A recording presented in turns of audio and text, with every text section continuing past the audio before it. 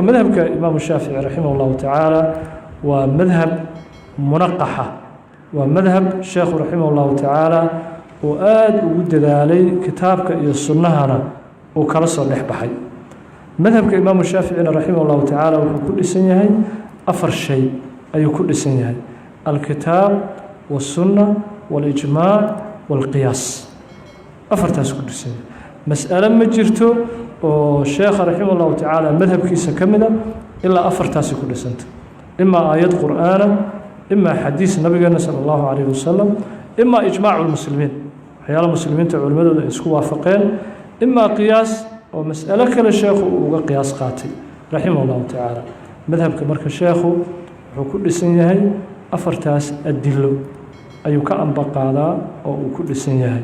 waxaana la yidhaha madhabkan imaamu shaafici raximah llahu tacaala maxaasintiisa iyo wanaagyaalkiisa waxaa ka mid a waa almadhab alwaxiid almunaqaxu biyadi saaxibihi yacni usuulan wa furuucan waa madhabka keli ah oo sheekhii aasaasay uu gacantiisa uu ku qoray oo usuusha uu deliishanayana kitaab la yidhaaho alrisaala uu ku qoray yacni madhabkiisa meesha saldhigga uga ah kitaab dhan uu ka alifay siduu wax u deliishanayo madhabkiisu meesha uu ku tiirsan yahay alrisaala kitaab la yidhaaho ka qoray xagga usuusha madhabka furuucdana kitaab uu ka qoray masaa'ilkan furuucdaahu maxaa weye sida buriyey maxaa xalaalay maxaa xaaraamana wuxuu ka qoray kitaab la yidhaaho kitaab la yidhaaho al ayuu ku qoray marka madhabkan imaamu shaafici raximah llahu taala sheekhu intuu noolaa uu madhabkiisaba caddeeyey usuusha uu ictimaadayana alrisaalu ku caddeeyey furuucdana masaa'ilka khaaska ah ee furuucda ka farcamaya usuushana kitaab la yidhaha al ayuu ka qoray sheekh raximah llahu tacaala waxaana madhabka ictinaaqay oo qabsaday akharu lmuxadisiin culimmada ahlulxadiiska intooda badan shaaficiyi ahay markii la fiiriyo يعني شيخا دار القطني مركي لفيريو إمام النسائي رحمه الله تعالى إمام البخاري حتى سبكي وكدرا طبقات الشافعية الكبرى أي كدرا خطيب البغدادي مركي لفيريو الإمام النووي رحمه الله تعالى ذلك متأخرين تها ابن حجر العسقلاني ابن الصلاح البيهقي ابن عساكر ذلك درجة الحفظ علم الحديث كالكاري انتو ذبضن ومذهبك أي قبسدان مذهبك إمام الشافعي رحمه الله تعالى محاسنت مذهب كان إمام الشافعي محاسنتي سوحا كمذا حديث وحا جري نبينا صلى الله عليه وسلم لقوريي وأبو داود والسنن كيسا كوريي حاكمنا وكوريي كتاب كيسا المستدرك النبي صلى الله عليه وسلم ويري إن الله يبعث لهذه الأمة على رأس كل 100 سنة من يجدد لها دينها إلهي أمدان بقول سنة والبمركو حرمبا هل قرن مركو لما دبا إلهي وحو أصدرا روح عالمه وين وأمد الدين تيده قامية بقول كستا إلهي وحو صارا عالم أن لقد دبا هذا الكريم وأمد أقو علمي بضا أي بقول والب إلهي صارا نبي صلى الله عليه وسلم حديث أبو داود أي سنن كيسا كوري حاكمنا وحو كوري مستدرك كيسا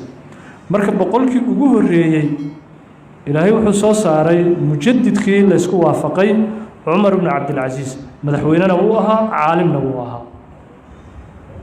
waa boqolkii ugu horeeyay boqolkii labaadna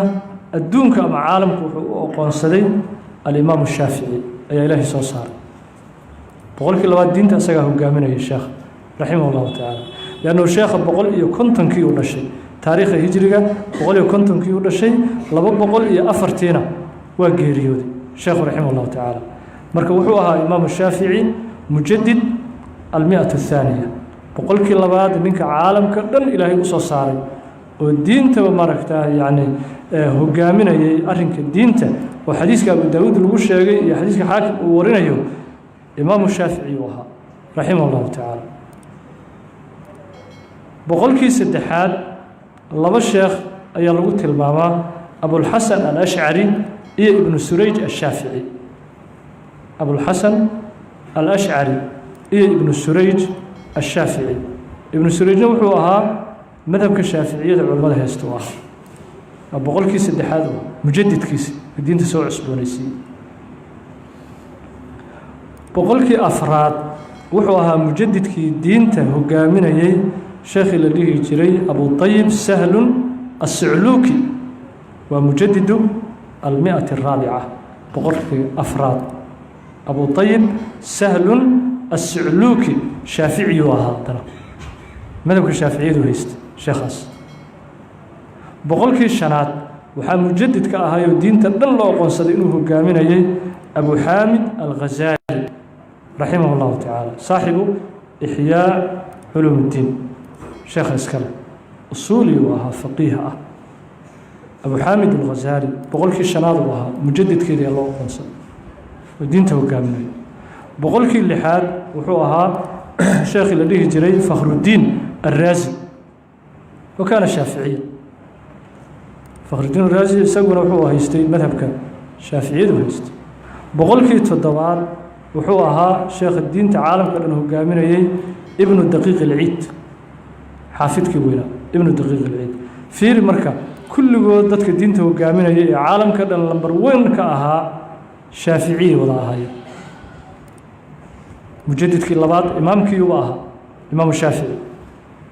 boqolkii labaad mujadidkii boqolkii saddexaadna ibnu surayj ashaafici ama abulxasan alashcari boqolkii afraadna abu طayib sahlun assucluuki boqolkii shanaadna abu xaamid alghazaali boqolkii lixaadna fakhrudiin arraazi boqolkii toddobaadna ibnu daqiiq ilciid kulligood marka shaaficiyow kulligood shaaficiyow marka waxaa weeye walidaalika xaafid la dhihi jiray taajuddiin cabdulwahaab assubki ayaa intuu la yaabay silsiladan sidan u tixan ilaa kulligood waa shaaficiyi ahaayeen dadkaa diinta ilaahay subxaanaه wa tacaala uu ku nooleynay wuxuu yidhi marka sheekhaasi taajuddiin assubki wandur lisiri illaahi ana alkula min asxaabina fafham waansif turshadi wuxuu yidhi wandur fiiri lisiri illaah ilaahay sirtiisa fiiri ana alkula min asxaabina dadka mujadidiinta ah oo caalamka diinta boqolaalkaas u hogaaminayey kulligood waxay ahaayeen min asxaabina asxaabta imaam shaaficiy ahaayeen fafham ee hadalkan fahmu yidhi waa ansif garsoor iyo cadaaladna samee turshadi ha lagu hanuuniye gabayuu ka tiri wandur lisiri illaahi ana alkula min asxaabina fafham wa ansif turshadi gabaygaas ka tiri kulligood waa shaaficiye marka madhabkan waxaa weeye waa madhab ilaahay subxaanaه wa tacaala diinta islaamka uu ku ayiday oo diinta islaamka ilaahay uu ku xoojiyey subxaanaه wa tacaala dadkii mujadidiinta caalamka dhan intaasoo boqolaal sano loo aqoonsanay nin walboo caalamka markaa boqolkiisa ku hogaaminayay shaafici uu ahaa madhab shaafici ayuu haystay